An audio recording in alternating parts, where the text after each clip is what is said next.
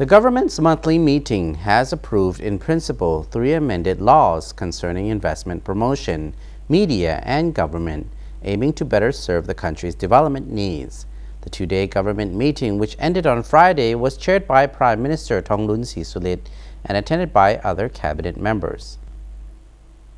กองประชุมได้ซุ่มใส่พิจารณาผ่าน3หางกฎหมาย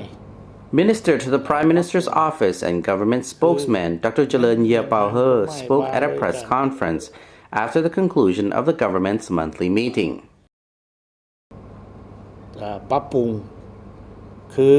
1แม่นหางกฎหมายว่าโดยการส่งเสริมการลงทุน2แม่นหางกฎหมายว่าโดยรัฐบาลและ3แม่นหางกฎหมายว่าโดยสื่อมวลชนทั้ง3หางกฎหมายนี้ According to him, the amendments to the 3 laws took place in the wake of the country's revenue shortfall over the past 10 months to ensure that all laws facilitate government efforts to boost economic growth and generate more income for local people. The two-day government meeting, which ended on Friday, was chaired by Prime Minister Thongloun Sisoulith and attended by other cabinet members. Concerning a new law related to special and specific economic zones, cabinet members were asked to give inputs and discuss the law at another meeting to be held between the Prime Minister and Deputy Prime Minister at a later date. The government also approved a report regarding the implementation of the National Socio-Economic Development Plan,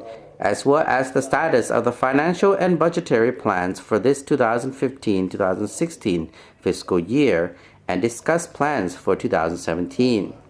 The government acknowledged that international circumstances had changed in complex ways that affected the development of Laos. The national economy grew by 6.9% this year, while per capita gross domestic product or GDP income is expected to reach $2,026. These figures are below the government's target, and much more needs to be done to sustain economic growth.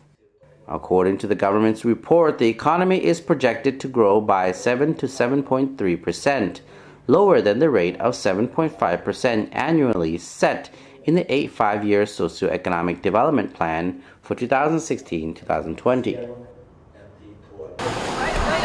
Meeting participants also discussed land use policy before asking the sector responsible to refine it and make it more comprehensive and easier to implement.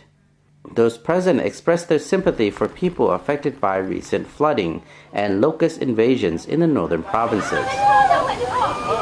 At the close of the meeting, Prime Minister Thongloun Sisoulith urged all government sectors to enhance their responsibility in fulfilling the 2 strategic tasks of national defense and development.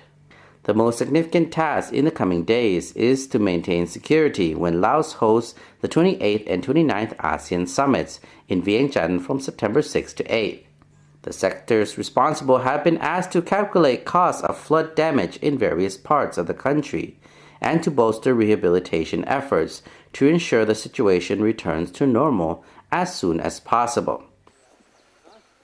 Apart from repairing infrastructure such as roads and irrigation systems, the Prime Minister urged the sectors involved to provide seeds for farmers so they can grow more crops to ensure food security throughout the country.